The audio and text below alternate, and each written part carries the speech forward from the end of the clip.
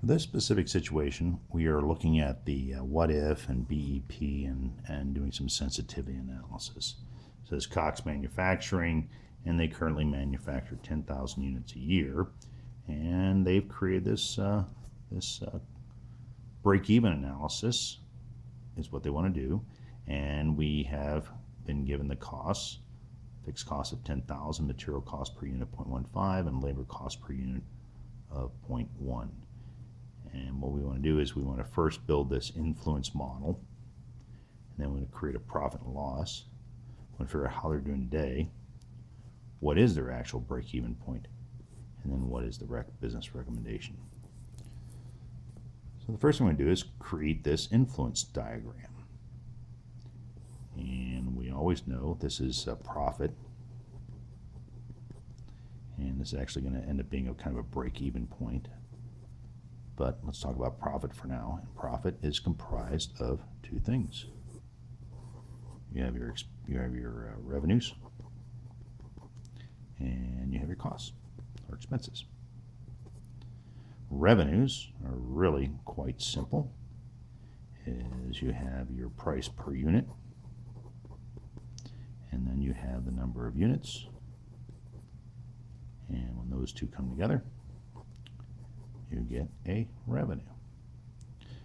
Now, as far as the costs go, you have two types of costs. You have fixed costs, and then you have variable costs. And actually under variable costs, you have materials, and you have labor. And this is per unit. And so you would multiply the per unit there, fixed cost. Okay, and so now you have your influence model, and you could actually, you could go this way as well. As far as the influence model goes, that's the way it looks a little more symmetrical. So essentially, what you have here is two sides to this influence model, and you have revenue over here, costs over here, dollars per unit, variable cost, fixed cost. Your variable cost is made up of material and labor. Next, you want to ask yourself, what is the profit loss equation for revenue, where D stands for the demand? And from that influence model, it becomes a fairly straightforward exercise, is that your profit equals your revenues minus your costs. And in this situation, your revenues are your dollars per unit and times your demand, D, minus your costs, which is 10,000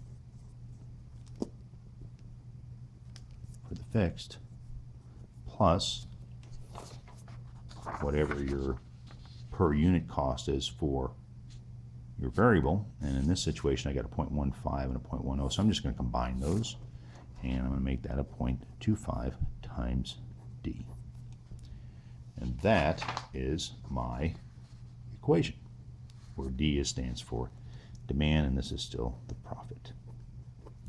So at 10,000 units, how much money are they making? Or perhaps not making? My revenue per unit, that from up here, is $1. So that's D minus 10,000, okay? And times my D, which is 10,000 over here as well. And so we have 10,000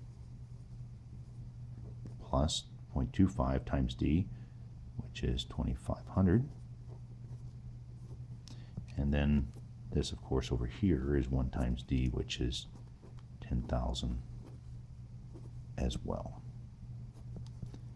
And so let's see if they're making money or losing money. So we have 10,000 minus 12,500, and they are at this point losing $2,500 at a production level of 10,000 units.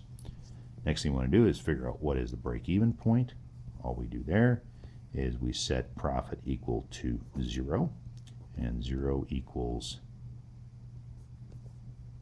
is equal to D, whatever our demand is, minus, or what we determine it to be, minus 10,000 plus 0.25 D. And so this becomes a little bit of a mathematical exercise. And so D is equal to 10,000. Okay. And plus, could I put that over on the other side? So D is going to be equal to 10,000 plus 0.25 D. And I just subtract 0.25 and I get 0.75 D is equal to 10,000.